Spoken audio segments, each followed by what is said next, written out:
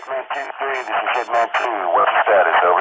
2-3, stand by. Goliath, this is 2 Bravo. Request permission to engage enemy paratroopers and attempt to snatch a grid Papa uniform 259er, 119er. Break. Enemy is unaware of our presence at this time. Over. Solid copy.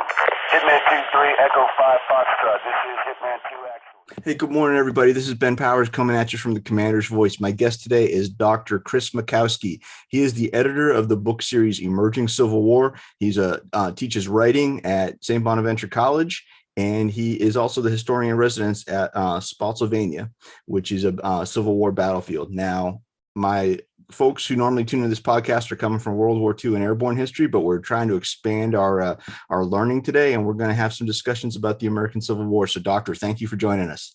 I'm delighted to be here with you this morning, Ben. Thanks so much. I really appreciate you making the time. So as I indicated in the intro, sir, you are the editor, and you've also written volumes for Emerging Civil War, which, as I understand from our conversations before we hit record, you've been working on this since 2012, and it's an opportunity for historians to kind of deep dive aspects of the Civil War that may not get looked at in larger general treatments or surveys of the Civil War or even specific battles. And it's also an opportunity to give a voice to younger and emerging writers. Is that pretty much what the goal of the series is? That pretty much sums it up. The idea for the book series really is to provide intro-level, reader-friendly overviews of key battles. And we got the idea because several of us actually come from a public history background where we've worked at battlefields. My co-founder, Chris White, and I were historians at Fredericksburg and Spotsylvania National Military Park in Fredericksburg, Virginia, where there are 4 major battlefields.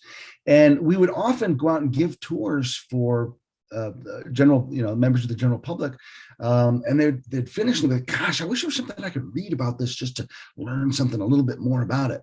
But they don't want to go to the bookstore and buy that $30 book that's 3 inches thick. They want something to read in a couple hours, and so we're like, well, there's nothing out there that fits that niche. So that's where the idea for the book series came from, so that someone goes out, they get a taste of the battlefield, they want to know just a little bit more, but don't want the deep dive. They can turn to our books and get that intro level view. We like to call them gateway drugs because they get hooked on what they read in our books, and then we point them to resources where they can go into those deeper dives. No, that's terrific. And that's one of the things I really love about the books in your series. I own, 4 or 5 of them myself, and you guys always include a really neat bibliography that kind of lets people explore a little further if they're so inclined. So you've said about 5 things in that quick summary that I kind of want to dig into. So the first one being that people will come on a tour, they'll come down to Fredericksburg, and you said there's 4 battlefields. So we're talking Fredericksburg in 1862, Chancellorsville 1863, I'm guessing Wilderness 1864, and Spotsylvania, which some people sum up into the Wilderness Campaign, but it is its own specific place. Just because it's got its own discrete space, but I think it is smart to look at the 2 as a kind of a single action, because really what starts in the Wilderness on May 5th, 1864, goes all the way for 6 weeks down to the James River and the gates of Petersburg. And you could really make the argument that really what starts in the Wilderness goes all the way to Appomattox, because the nature of the war changes so differently. And I'm definitely in that camp personally, just truth in lending. So is that all curated by the National Park Service, all the 4 discrete sites? It is. And they're all, a lot of people have gone to Gettysburg, so that's a good, useful comparison. They're all Gettysburg-sized battles. In fact, in terms of men engaged, the Battle of Fredericksburg is the largest battle of the war. So these are huge, huge battles, but they're also all in an area that is under intense development pressure. And so there's encroachment on the sides of battlefields all over the place. Land is getting snatched up. That's why preservation efforts by the American Battlefield Trust and the Central Virginia Battlefields Trust have both been so important, because they're kind of trying to help save what is left. There's also a 5th battlefield tucked in the middle there that a lot of people forget about. And we're actually in the anniversary of it right now. It's the Mindrun Campaign, which took place over Thanksgiving in 1863, pretty much to cap off the year for the Army of the Potomac. And that is not preserved, but that battlefield sits right in the edge of the Wilderness. The Army of the Potomac had to march through the Wilderness to get to what becomes the Mindrun battlefield. Now, that's pretty cool. Now that it's kind of hard to preserve an area where a battle was supposed to take place, and that's kind of the culmination of the Mindrun campaign, is it not? That they actually didn't engage due to the strength of the Confederate positions. Exactly. And it looked like it was going to be the same kind of giant, massive bloodletting that the armies had engaged in earlier in the year at Chancellorsville and Gettysburg. And at the last moment, George Gordon Meade calls off the attack, and at great political peril to his own career, because out west, Ulysses S. Grant is scoring a victory at Chattanooga. Hey, Meade, what are you up to? So he's got this incredible pressure to do something, and then he doesn't. And it earns him the undying loyalty of his men, because they realize that he's not going to throw their lives away. But it does create some problems for Meade and for President Lincoln. Now that reminds me a little bit of the Tullahoma campaign out west in 1863, when Rosecrans does a brilliant series of maneuvers that culminates in the tactical loss at Chickamauga, but they ultimately win the Chattanooga campaign. But Rosecrans is considered a far lesser general because of the tactical mistakes at Chickamauga. Do you think that there was a tendency among civilian leadership to equate combat with doing something rather than looking at the operational art involved in maneuvering and achieving objectives without schwacking a bunch of dudes? Yeah, that's a great comparison. Rosecrans himself said, don't forget about this accomplishment just because it's not written in letters of blood. He captures all of East Tennessee through his maneuver, but because Gettysburg happens at the same time and Vicksburg happens at the same time, those are two huge profile victories. And so Rosecrans, who has, I think, a similarly important victory, is totally overshadowed. Yes, sir. So getting back to talking about Mindrun, do you think there will ever be any efforts to preserve it? Or again, because of the fact that it's definitely interesting, but it's more, for lack of a better term, it's niche, because a lot of folks who are, either not familiar with the Civil War or just getting into it, they're looking at the major battles that they've learned about in a survey course in U.S. history. And also there's just so many preservation dollars to go around. But are there any efforts to try to preserve Mindrun? Fortunately, the American Battlefield Trust has preserved kind of the area of the key fighting that took place at Payne's Farm on November 27th. And then there are other portions of the battlefield that are still kind of out there in pristine condition. I mean, almost the entire Confederate line is still in existence. It just all runs through private hands. So there are some interests. There is some interest in trying to preserve some of that stuff, growing awareness of some opportunities that might exist out there.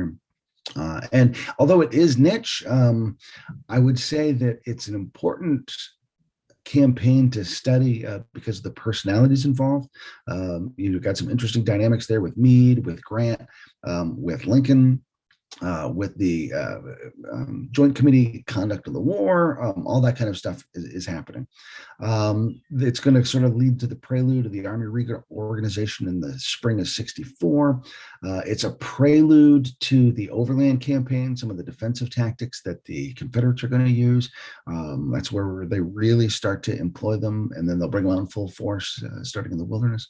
And so there's lots of stuff we can learn by looking at Mindrun that really shed a lot of important light on the war. It's funny because people always think like, Gettysburg happens in July of '63, and then they jump to the wilderness 11 months later.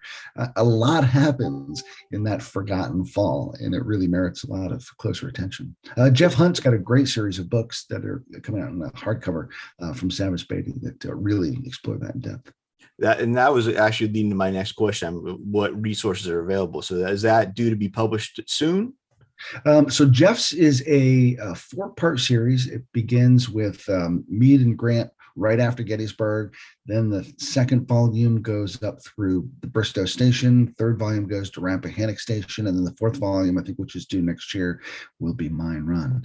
I also have a book in the Emerging Civil War series about Mindrun. I've been fascinated by that campaign for a couple decades. And so I had the opportunity, once the book series was well established, to write a book about that campaign, just because I thought that the strength of the overall book series would help kind of carry that book. And that has in fact been the case.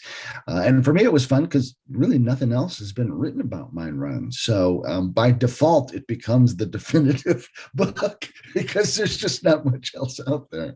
All right, here, folks. We've got the definitive expert on the Battle of Mine Run.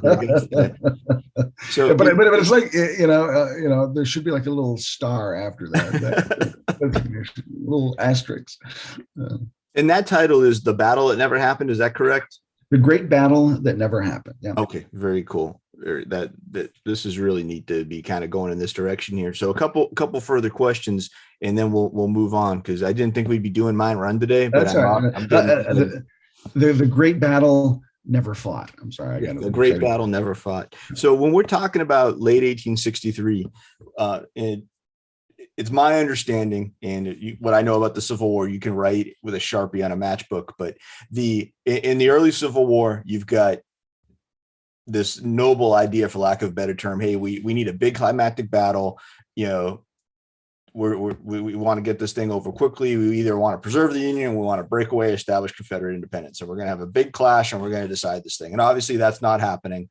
There's a lot of tactical victories, but both sides haven't either enough combat power or the ability to regenerate that combat power that initially that one climactic battle is not going to be what solves this thing. So over time, there's a realization that we need to husband resources, and we need to be able to generate more resources. That's number one. And then number two, on a tactical level, you've got this idea that we can't simply face off across a field and exchange volleys, because that leads to stalemate, and that creates a level of unacceptable casualties.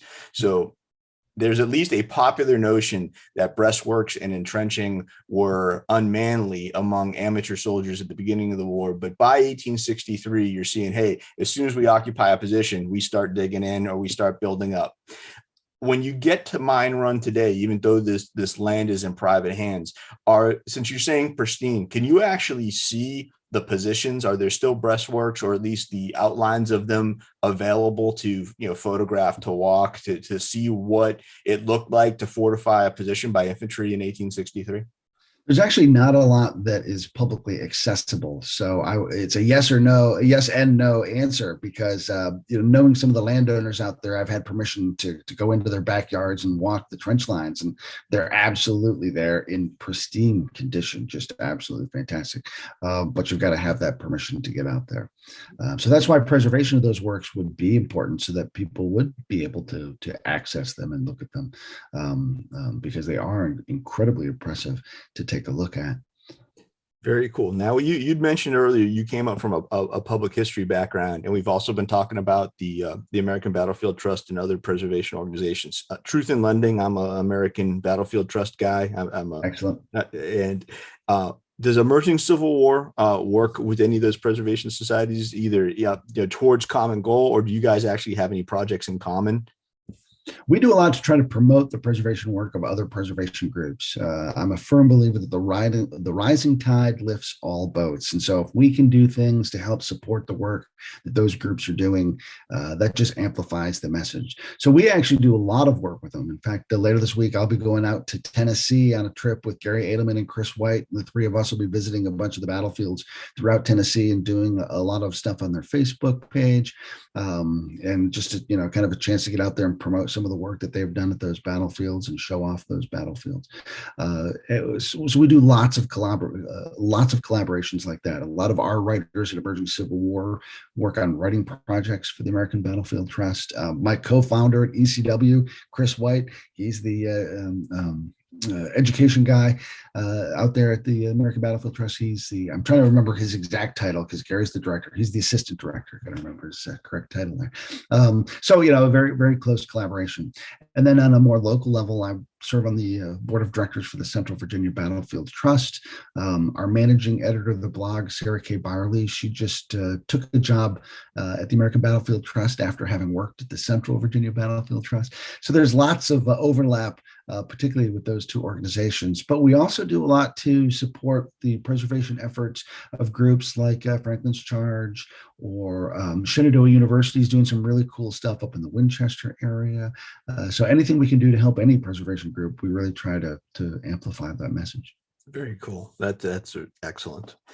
So you'd mentioned before, we're talking about Meade, we're talking about Mindrun, and these comparisons with Grant. And then there's pretty much, I'm assuming that most folks know, eventually Grant does make his way east. He assumes command of the armies, and he makes his headquarters in the vicinity of Meade. Now, Meade's never relieved of command of the Army of the Potomac, but do you find that, Meade basically just became a conduit for Grant's orders once they co-located their headquarters, or do you think he maintained some semblance of being the operational commander of the Army of the Potomac? Meade's got a pretty interesting situation there, because originally he's supposed to be in independent command. It just happens that Grant's going to be traveling with that army. But, Grant tells him, I've got other things to do too, other armies to manage. So, you're in charge here, and I'll just offer you some advice now and then. And that lasts about a day and a half, because Grant's just not a guy who can keep his hands off things. And so increasingly, Meade becomes essentially a glorified chief of staff, and it's a frustrating position for him, because he says, Grant's getting all the credit here, and Meade wasn't a guy that necessarily wanted credit and glory for it, but he realized that he was just sort of in this impotent position, and he writes to his wife and says, I wish something would come along that would allow me to get out of this situation gracefully, but because duty demands it, this is what I will continue to do. One of the things I really respect about Meade is he is a professional, consummate soldier through and through, and he will do his duty no matter what, even though personally he's chafing under the situation. Lots of instances where what starts out as a good relationship between the two generals just gets more and more stressed and strained. More on Meade's part than Grant's. Grant, for his part, he seems to like Meade a lot. He promotes Meade at the same time he promotes Sherman, and he says, I don't want one promotion to go forward without the other. We all know how much Grant loved Sherman, and Grant really had Sherman had Meade in that same level of esteem. One other quick comment I'll make about that is, I think that Grant's promotion and his reassignment to the East is a incredibly creative solution on Lincoln's part, because Grant's winning out west, and he seems to be the guy, but Lincoln can't really do anything about his Meade problem, because Meade really hasn't done anything wrong. He hasn't led the army to disaster or defeat. In fact, he's the victor of Gettysburg. So you can't fire the guy who won Gettysburg, particularly because Gettysburg is in Pennsylvania. Meade is a Pennsylvanian, and Lincoln really needs Pennsylvania for the upcoming 64 election. So, what do you do about this sticky problem? We're going to promote somebody to come in and create a whole new position for him, and then bring Grant in to fill that position. I thought it was a great creative leadership solution. Yes, now I find that Meade, a big fan of Meade as well, and he certainly was the victor of Gettysburg. There seems to be this notion that he didn't so much win it as Lee lost the Battle of Gettysburg, and anybody can occupy high ground and let the bad guys come to them. And I'm saying bad guys to my viewers just from the standpoint of Meade's perspective. I'm not trying to start the second Civil War here, but can let the assaulting force come to them. But that was actually a very significant case of battlefield management on Meade's part. That was a fluid battlefield. Those positions didn't occupy themselves. He was trying to plan an attack while simultaneously putting a defense in place. That was true generalship, and that seems to have been lost to history unless you do a deep dive on Gettysburg and you're reading a sympathetic author. Number one, was it understood at the time what he achieved, or was there even a sense back then that, okay, great, we turned Lee back, but that was more the South lost at Gettysburg rather than Meade actually truly achieved something? What was the contemporary opinion of Meade's generalship at the time? Oh, it was definitely believed that Meade won that battle. He showed up and he ultimately sticks to the ground that his subordinates picked out for him, and he's patient about it. He does have a fallback plan at Pipe Creek, but he decides, based on the counsel of his generals, and he's still getting to know that army and learning how to use it. He's only been in command for 3 days, and then he stays and fights it out and successfully does it. Now, there's a lot of criticism. Did he pursue Lee quickly enough afterwards? He took a lot of heat for that. But again, he's only been in command for 3 days. His army is brutalized over the 3 days of the battle. I can see where he just needs to take a second and catch his bearings and figure out what he's got to work with and how to best use it. When you set up the scenario for the battle, I mean, it very much echoed what has been traditionally the lost cause interpretation. Meade just sat there and anybody could do that, blah, blah, blah. And in order to preserve Lee's dignity, Meade has to get torn down from a historical point of view. So a lot of Lee partisans really try to dismiss Meade in that perspective. I always like to point out, though, that Meade did have the chance to pull out and he didn't, and Lee had the chance to pull out and didn't. Meade maybe he sat there and let the Confederates come at him. Lee didn't have to come at him. And as James Longstreet wisely pointed out, if Meade's there, it's because Meade wants us to attack him.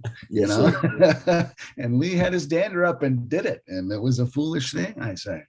That lost cause interpretation gets a little bit fascinating. And like I said, I don't want to refight the Civil War today, but you get this idea that, hey, it was the William Faulkner interpretation of Pickett's last charge, and there's this romanticism to it, whereas you go back 6-7 months to Fredericksburg, and Lee's a genius for occupying the high ground and letting Burnside come to him. It's the exact same thing, to the point where you've got the Union defenders yelling Fredericksburg at the retreating Confederates' backs, but there's again, popularly, that connection never seems to be made. That Burnside was an idiot for doing what he did, but Lee was making a gallant attempt to end the war. And I think that, again, that just comes back to that preservation of their hero's reputation post-war, I imagine. Sure. And we can move that forward in 1864, where people criticize Grant the Butcher for his frontal assaults at Cold Harbor. Lee loses as many men in Pickett's charge as Grant lost on June 3rd at Cold Harbor, but we don't talk about Lee the Butcher, even though it's a comparable number of casualties. So it all depends on how that was spun after the fact. Oh, very true. And then also the idea that, this is turning into a Lee bashing event, but when like you said earlier, we can look at the wilderness from May 1864 through April 1865 almost as one continuous campaign, because you've got, Grant fighting out on this line. If it takes all summer, it continues to maneuver south. But just looking at that from a military professional, that's precisely what happened. You can say that Lee is staving off the Union at every turn by a brilliant maneuver. He's actually being shoved into a box. Mm-hmm. And because at every turn when he's brilliantly maneuvering, he's maneuvering south and compressing on his lines, and that's great. He's got interior lines, but when you're fighting an opponent that can make use of exterior lines through superior manpower, number one, and then number two, as you compress on your interior lines, there's not a lot to replace your losses or replenish your logistics. You're literally staving off the inevitable. To me, that was not. He did what he could do with the material at hand, but it certainly was not a brilliant feat of generalship that was going to win the war for him.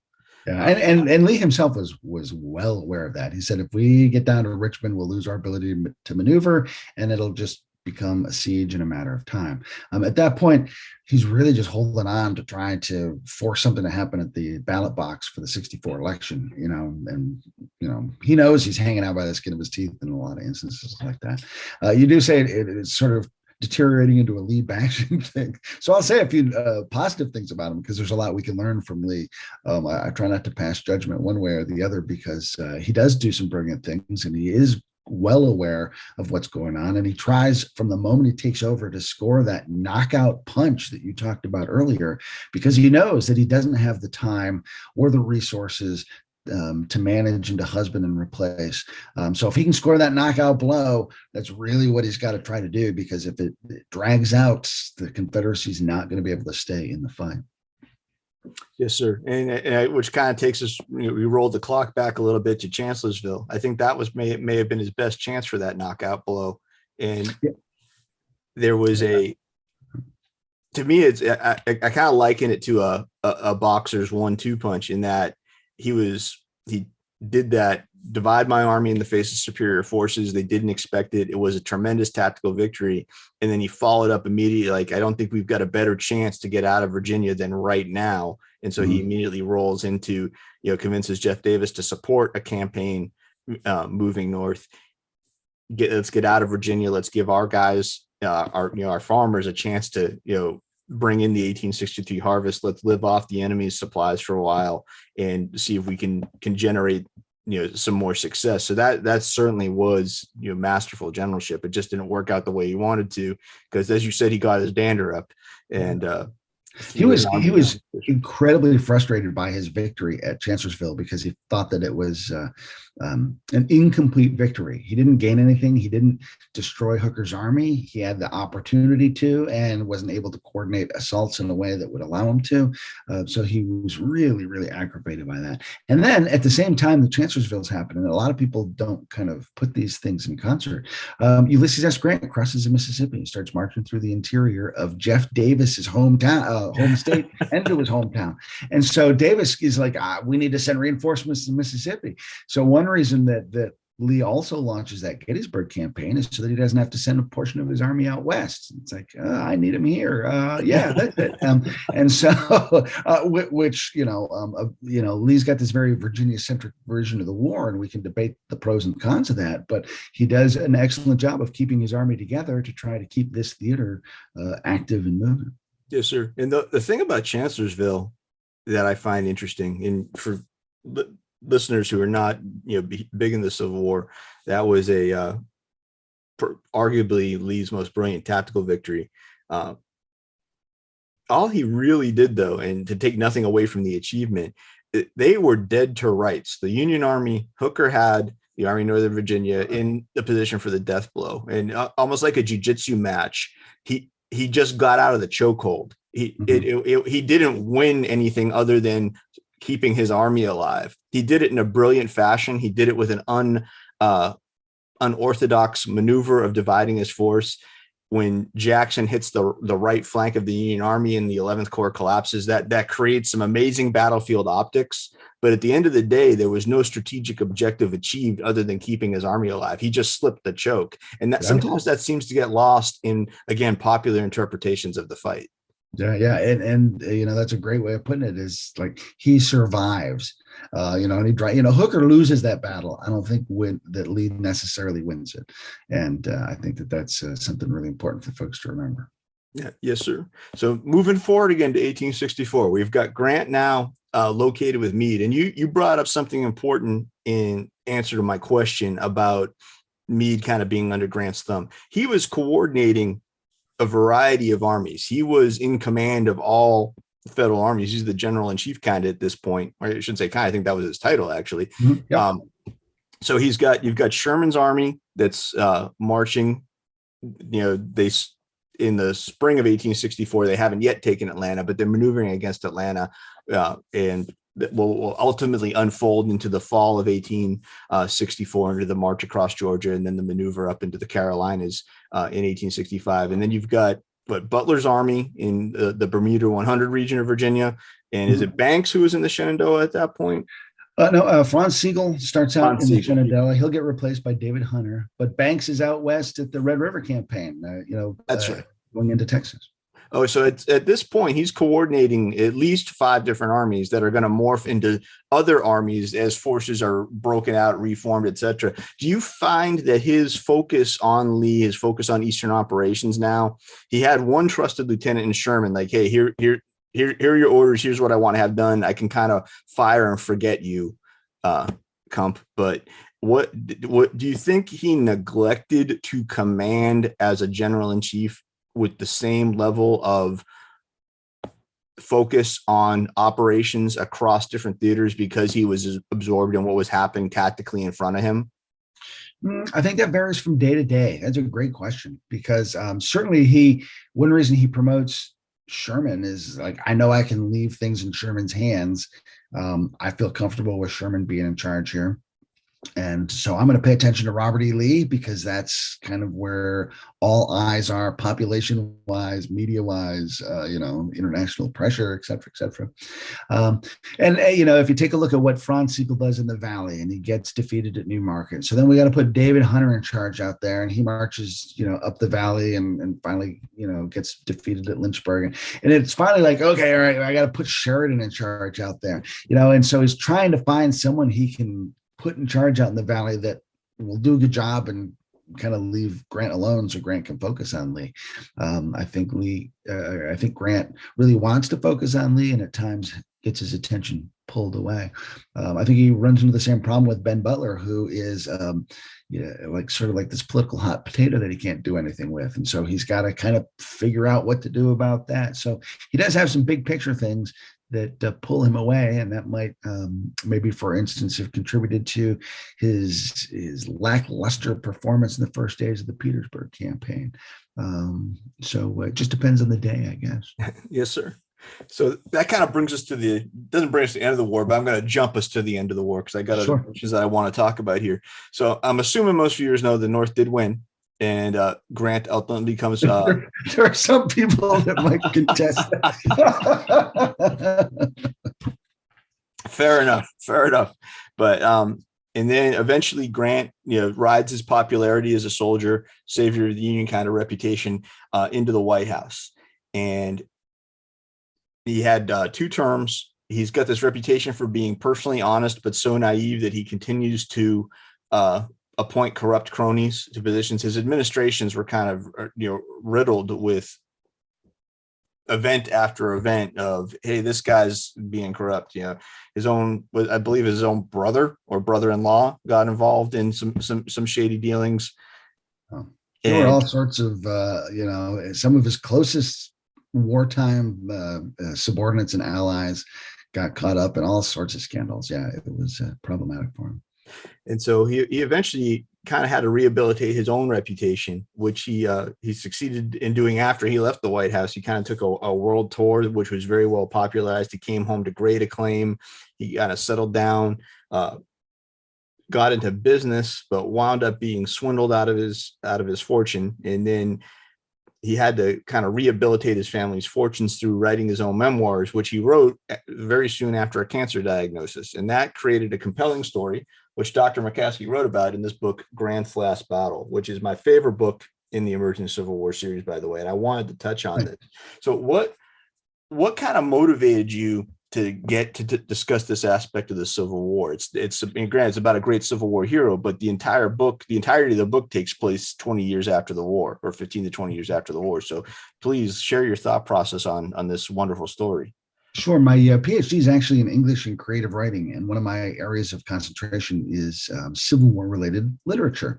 And of course, Grant's memoirs being this great work of Civil War related literature. I've spent a lot of time with it, and then sort of using that, juxtaposing it against my experiences, knowing Grant through my work at the Wilderness in Spotsylvania, and kind of seeing him in the battlefield. So that's kind of what got me into it. And so I was just fascinated by this story, and I love a good story. That's my whole kind of basis and approach to writing is telling good stories. And I thought this was a compelling story. He's swindled by his business partner. So he writes this book to try to provide for his family, and he gets diagnosed with cancer. So he's up against this ultimate deadline, and he finishes the book 2 days before he dies.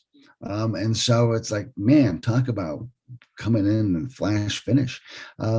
So that was just a story I wanted to tell because it was so compelling. And it's the kind of thing that, it's got this cast of characters that you could hardly believe: Mark Twain and William Sherman and P.T. Barnum.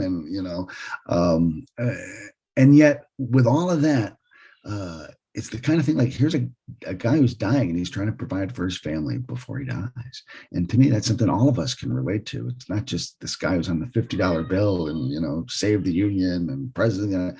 It's like a guy just like you and me doing whatever he can to provide for his family in this time of personal crisis. And so that was just moving. And then, the writing professor in me just was delighted to write a book about a guy who's writing a book. Sir, though, the one thing that I found really interesting that a lot of folks probably don't know about is the fact that Grant, except for very briefly in his life, was never a wealthy man. I think most people know he was, spectacularly unsuccessful prior to the American Civil War.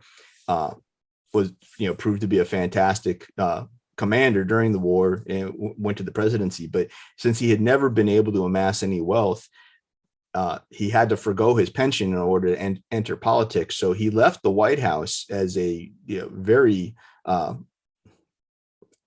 I can't say, he wasn't in poverty, but maybe a genteel poverty. And what Hmm. money he did have was certainly expended on this around the world tour. So when he got back to the United States in the 1880s, he needed to make some money. And when he got involved with these unscrupulous business partners, that was with an eye almost a kind of, Gilded Age, we got to make a fast buck kind of thing. So Right. he literally, once he found out he'd been swindled, his fortune was gone, and he had some loans he had to repay. This was a true worry. It wasn't like they could rely on the family's fortunes. There was nothing for his wife, Julia, if this wasn't successful.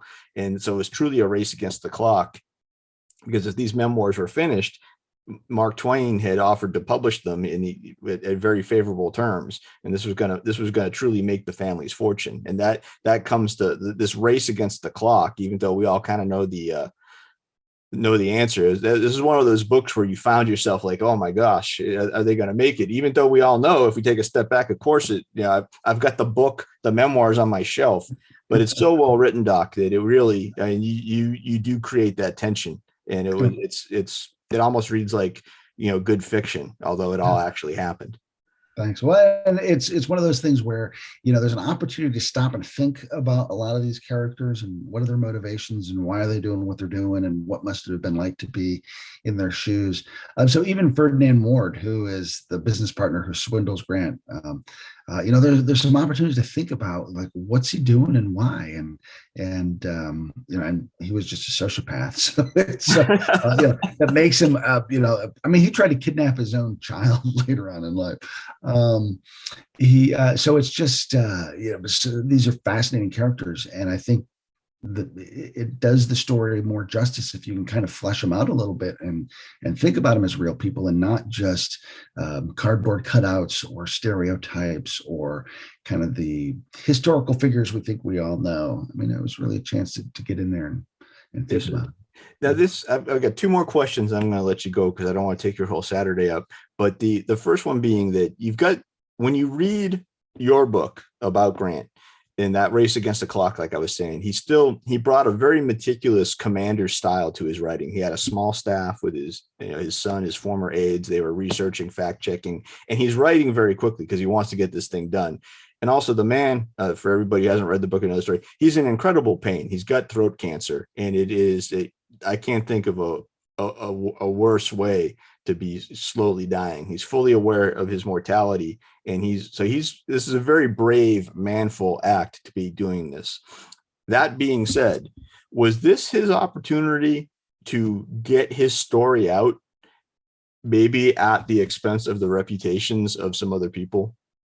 I don't think he was looking at that at all, because for the longest time he deferred on writing his memoirs. He didn't feel like he had anything to say, and he had his former staff member Adam Badow wrote the 3-volume military history of Ulysses S. Grant, and he kept telling people it's all in Badow. I have nothing else to say. It's all in Badow. I sanctioned that book. It's all there. So it's really just the ability to earn some money through the power of his own pen, and it starts as just 4 magazine articles for Century Magazine, what today we know as Battles and Leaders, which was a series of articles written by the primary participants. And after he's writing those articles, he realizes only through that process that he does have something to say. And so that's why he decides to parlay that into a larger work and turns it into his memoirs. But it wasn't anything he set out to do. He found out along the way that he had something to say, and he was enjoying the process of saying it. He was delighted to discover how much he enjoyed writing. Got it. Okay. Well, I appreciate that interpretation. That's a very one thing I'll add too is he, like in his last weeks of life, he's scribbling notes to his staff, and he says, "If I had more time, I'd write more about this, or I'd write more about that, or I'd improve this section, or more incidents would suggest themselves to me." But he was literally running out of time. So there were things that he wanted to flesh out or improve or change, and he's dying. That's a great literary what if, isn't it? What would these memoirs look like if he had had more time? Yeah. How would we think of his presidency if he'd been able to write about his presidency, for instance? That's a really good point. I get so wrapped up in the military aspects, I hadn't even thought of that. So that's a very good point from a broader historical perspective. So the final question I had, which is not even grant related, but you'd indicated that your PhD is actually a writing PhD, and you're almost an accidental historian. So are we going to see an emerging Civil War Ambrose Bierce analysis? We're actually, one of my colleagues, Meg Groeling, is working on a Walt Whitman one right now. We do have, I did write about Bierce for a book that we did on the Civil War and pop culture. There's an essay in there about his relationship with Stephen Crane. Very cool. And yeah, so we may get there. I love writing about other writers, so it might be the kind of thing that I'll return to at some point. So we've got 41 books in the series and room for plenty more. So that's we'll amazing. see where we go. Yeah. Can you give us a rough order of magnitude of how many are kind of in production, as it were? You either got a contract with a writer, or they're going through editing, or I chuckle when you ask that, because I'm literally kind of going through some planning right now. So I've got in various stages of production, we've got about 15 books right now. That's awesome. I've got one at the printer right now that should be here before the end of the year, and then I'm sending one off to the printer next week. That's a biography on PGT Beauregard. The one that's at the printer is a book on the Battle of Cedar Mountain. And then based on, who's where in their production schedules or their writing schedules, I should have 6 or 7 books out next year, and then the remainder in the year after that. That's really exciting, and I'm very excited that your series is having so much success. Well, thank you very much, Ben. I appreciate it. It's been a labor of love, and I'm glad that we're able to connect people with America's defining event. Fantastic. Well, everyone, that's all the time we have today. I know this has been a little bit different from what we normally do here on the Commander's Voice, but I think I've enjoyed myself. I hope you guys have enjoyed yourself, Doc. I hope you had a good time. It's been great. Thank you. So once again, we've been here with Dr. Chris Mackowski. He is one of the co-editors of the series Emerging Civil War, 41 titles. You can get the books, I'm sure, through Amazon, Barnes & Noble. You probably go directly to the Emerging Civil War website, if there is such a thing, or maybe Sava Speedy Publishers. There is. We do have a website, www.emergingcivilwar.com. There are actually 35 historians contributing free content every day to a blog that's there. So we'd love to have you join in and read along, and all kinds of great stories to tell.